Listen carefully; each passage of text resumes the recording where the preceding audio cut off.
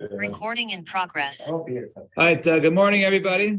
Trying to get you guys. All I'm hearing is you're not making comments. All right, I didn't make one this. try to get you out of here by What page? 30-ish, 75. All right, today is Daf Samach Gimel 63. Okay. Zok the Mishnah on top. Nozir Shegila the Noidelo Shehu Tameh. So a Nazir that went ahead and he shaved, and then he was informed after that he was Tameh.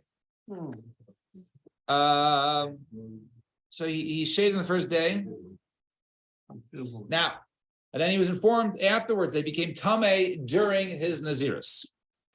Im Tuma Yadua, if it's Tuma that is known to others and known to him, let's say he knew about this Tuma, and then he became, and then he inadvertently or whatever it was, he became Tameh, and then he completely or was unaware. In other words, let's say he knew there was Tuma in a room.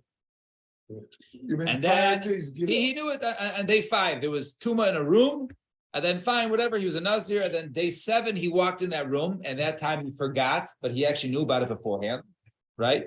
Maybe he thought it had been removed. But no, you told beforehand. Im Tuma Yadua, Seiser, right? Then it is Seiser, he has to go back, even though he already shaved his head, he brought his kabbalah, shaved his head. No, you got to start over, you got to become Tahor and start your 30 days over. Vim Tumas to whom? To whom? If it was hidden or Tuma or Tuma, we'll soon see. We have a machlokas in the Gemara as to what exactly it says. That's why I sort of created that first case like the way I did. Vim Tumas to whom? Einoi Seiser. Since he already did everything and it's unknown Tuma, in other words, it's unknown to him, might even be unknown to everybody else. Therefore, and then he finds out afterwards, oh, you were in that room, right? It turns out we're doing, that there was Tuma there. We'll soon bring the case. And it's Ein Seiser. It does not go ahead. He does not have to go back for Tumas Tahom. We'll soon see the source of that. And Im Achle Gileach, if it's before the time he went out and shaved, Benkach or Benkach, whether it was Tumas Yadua or Tumas Tahom, Benkach Seiser. Then you didn't shave yet. Okay, start over. Ketzad.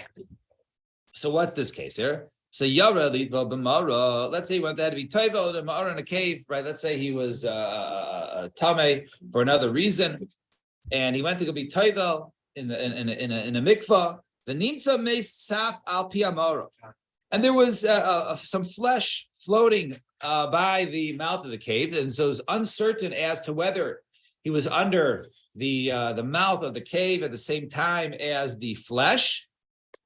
So Tameh, such a case, he is Tameh, and we don't say this is Tumas at the home in this case, right? Since it wasn't, covered before, therefore it's more like Tuma Yadua. However, Nimtza Meshuka B'Karka, if it was found, let's say, is stuck in the ground, right, in the bottom of the cave. So B'Karka Hamara. So Yarad Lahakir Tahar, right? If he went down, right, and let's say he just went to go ahead and cool off. In other words, he was tahor before, and then he goes down, so litayr. So then he's tahor. So yaradak here tahor litayr mitumas mace. But let's say he went down there to go ahead and be mitayr himself in tumas mace. Then tameh. Why? Then in this case it's tameh. Shecheskas tameh v'cheskas tahor tahor. Because in the case of v'cheskas tameh, now he was Tameh Tumas Mace before, and he went to be Toivel. So therefore, we say that you got to go back and do it. We stand him al chatz katzor. However, let's say he just went to cool off. He was tar before, then you'll remain tar after because tar shuraglaim the davar. Right? There's reason to believe that in the case of Tuma that he remains that. In the case of Tahara, he remains tar. Fine. That was the Mishnah. So Menah Hani Mili. From where do we know this from? So now, first we're going to try and bring a scriptural source. So the pasuk says, "V'chiyamus meis alav v'feta." So over the pasuk says, "So this is by Nazirus, right?" It says, "V'chiyamus meis alav v'pesa pisom." So it says over there, right? It became someone died upon him suddenly. So then it says over there. So alav. So is that bitam alav? In other words, it has to be upon him suddenly, and him. It has to be something that was clear to him. So if this mace over here was clear to him, he knew about this mace before, So that's control. That's called Tuma Yadua. But otherwise, over here, he has to be clear to him, and it was never clear to him. The pasuk says, it says over there by the Korban Pesach, it says the person's tummy nefesh of the and it compares the two, just like a derech. Ma derech begalui, af kol begalui. So to a derech, right, is open, one can see. So to the tuma has to be open and see. Vela hadatan izotum kol she'ena b'makira echad b'seif ha'olam v'makira echad b'seif ha'olam ein za tumas hatom. So that which we learn, what is tumas hatom? So that's something which nobody in the world recognizes. Or is not But somebody, if somebody recognizes, even if he's not you, but it's somebody else knew about that mace, then it does not qualify as tumas hatom. So Bishlam Damar Ki Derech, according to the opinion, says you learn about the Derech Shapir, works well, right? Because according to him, it doesn't make a difference whether you knew it about it or not, right? He just says that it's known to others, right? That it's Galui, right? As opposed to the first pshat of Rabbi Eliezer, it has Mechuveres Lo, has to be clear to him. But according to the opinion, says it has to be clear to him. Ki Makira Echa B'Savela, my havi. Who cares if someone else knew about it? I thought your whole thing was that suddenly then it was you knew about it. What does it make a difference whether someone else knew about it or I knew about it? Right? L'chayra, there is no difference between the two. So, and furthermore, all the time we learn in the Brisa, how might see mace mushkav. So one who finds a vase that was afterwards it was found lying on the ground, the rechava. If it was sideways shel derech. So, and he crossed over this path and it was basically lying sideways across the path. So, the truma, when it comes to eating truma, we say he's tamek. The nazir says Pesach tar, but by nazir it says Pesach he's tar. Because after the fact. So, why is that? Maishna ella tumas l'toim gemara gemirila. Rather, the halachas about tumas l'toim is not learned from a pasuk. Rather, it's a halacha l'mashmi sinar. So, the two our attempted sources were disproven because there is no reason to be mechalik between truma and other types of tuma. Why is it? Rather, it's we say it's what's it called? It's halach l'moshe misina. And be a harbor, even if you went swimming somewhere, and there's no bodies. that's the assumption, right? That is the assumption. It was only known afterwards. In other words, that there is a let's say a chazaka. Right? Normally, we hold that a person goes anywhere, but this is only after once you found some flesh. Afterwards, all of a sudden, your whole chazaka is gone because you might have thought it was that, but obviously there was it changed the circumstance because we found something afterwards. You said flesh before, but it does say mace. It says when it says mace, it is a kazayas mace. But we'll soon see other cases how we'll actually say it on a base. It's a good point. So, so if before he found out about it, we say either way. In other words, he didn't shave yet, so then and he found out he was tameh. Whether it was known tuma or tumas time, he has to go ahead and start over. That's what the Mishnah says. So Mantana, who's the author of the Mishnah? So I'm Rabbi Yechon, Rabbi Yezri. This is the opinion of Rabbi Yezri. We had a machlekes earlier. Da'amar tigalachas ma'akeres. That earlier we had a whole case over there. A person goes ahead who does his 30 days, and after his 30 days, right, he becomes tameh. So it depends whether he did his shaving or not. So the Rabbanan hold earlier. The Rabbanan hold that it's that you have to go ahead and do 30, and Rabbi Eliezer says no. If you once you go ahead and shave, right? So then, right, that is ma'akeres. In other words, that's the part that stops, and you only have to do. In other words, even at that point, that only 7 days. Now, boy, Rabbi Merchama nitma b'seich amalos. Only 7 days, but he doesn't have any hair anymore. he's good. Right, so he has to do a 7-day growth. Right now, let's say he becomes the occurrence of him coming in contact happened during the Naziris. So then they only informed him afterwards. Mahu. What is the halacha there? Do we say Basa Yadina Azlina? Do we say it goes after his knowledge when he was informed via Dia Achar Melos, and therefore it's considered to be after he already done all his days? Hello or not?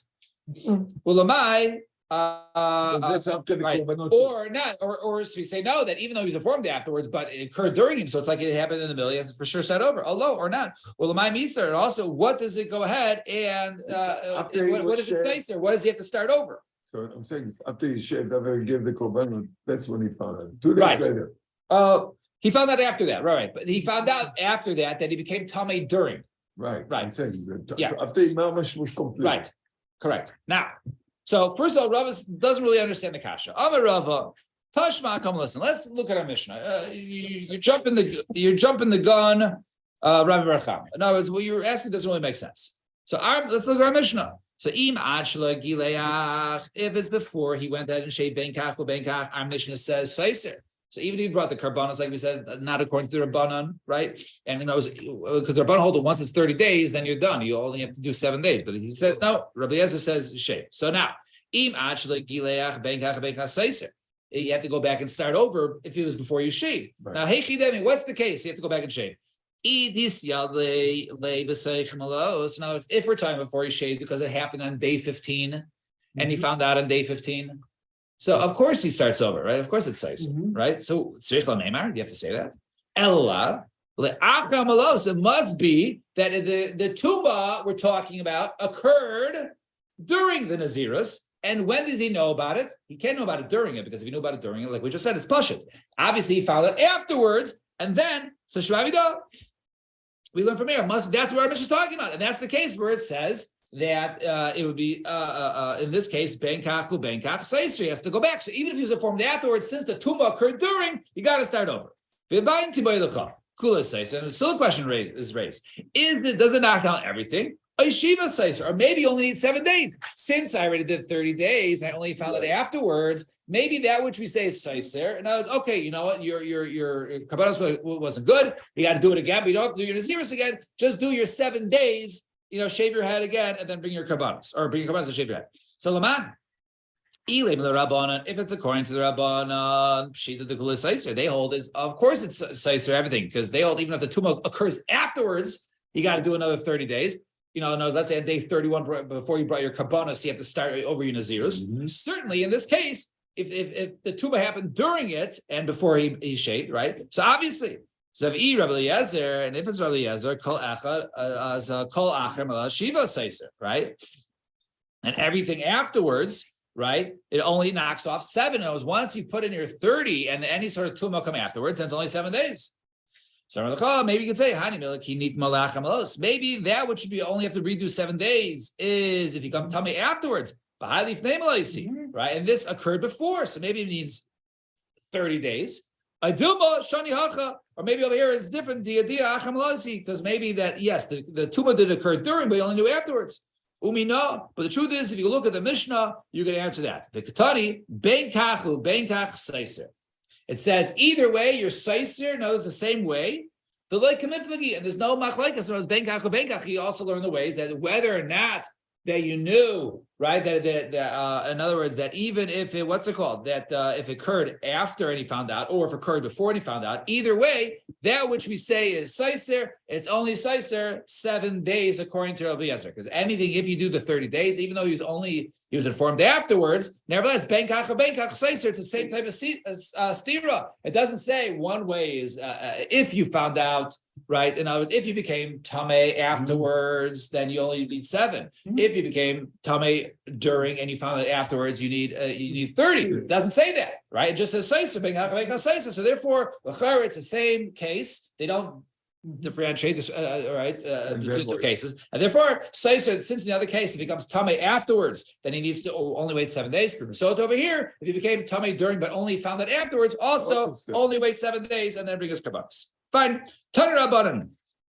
Speaking a little bit about the case that Mark brought up earlier. Tana Rabbanan hamaitzi mace mutal l'rechava. One who finds a mace, a complete corpse in this case, right? Or we'll soon see what's complete or not. Mutal l'rechava, lying, sideways, right, across the path. L'truma. When it comes to truma, tameh. He's tameh. Bin nazir v'aisa pesach tahor. If it's, however, regarding he was a nazir or a person making his korban pesach, then he's tahor. B'medvar she'ein lo makom la'avor. And we're only talking about right, where he had no other place to cross. But let's say it wasn't across the complete path, and he only was informed about this afterwards.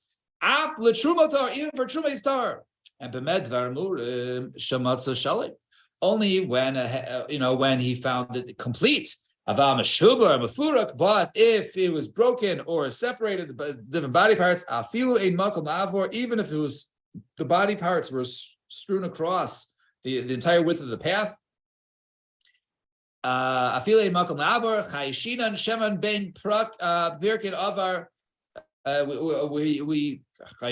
words, we can say, hey, that maybe he crossed in a place where the parts weren't connected to one another, and therefore he was able to sort of, walk through. Therefore, when he's informed afterwards, hey, you crossed that path, your tummy. He said, what are you talking about? There was a body that was, over there from last year, right? That was blown apart over there. It was all over. So you went over. No, he said, the cavern, if it was in a cavern underneath the path, even if it was broken or separated, tame, because the entire kever attaches all of it and it goes across the width. And now which we say that perhaps he could walk between the body parts, or he walked between the body parts, right? Obviously he was unaware of it, right? That's only talking about when he was walking about tone or rachel, but if he was leaning over carrying a package or riding on an animal, tame, then he is tame. Why? Because if he was just walking, then it's possible that he didn't touch or move or make an ohel over it because he was walking straight up. However, Tone, if he was carrying a package, he was bent over with a big package upon him, or rachel, or he's over an animal, right? An animal. But it's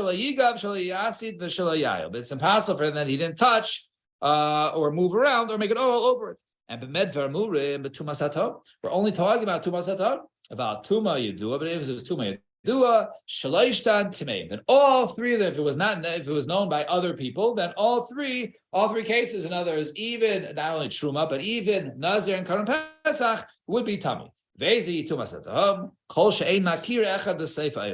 something where it was not known to anyone in the world. However, but if someone else knew about it, and let's say they put the body there, that's not tumas hatum. Right?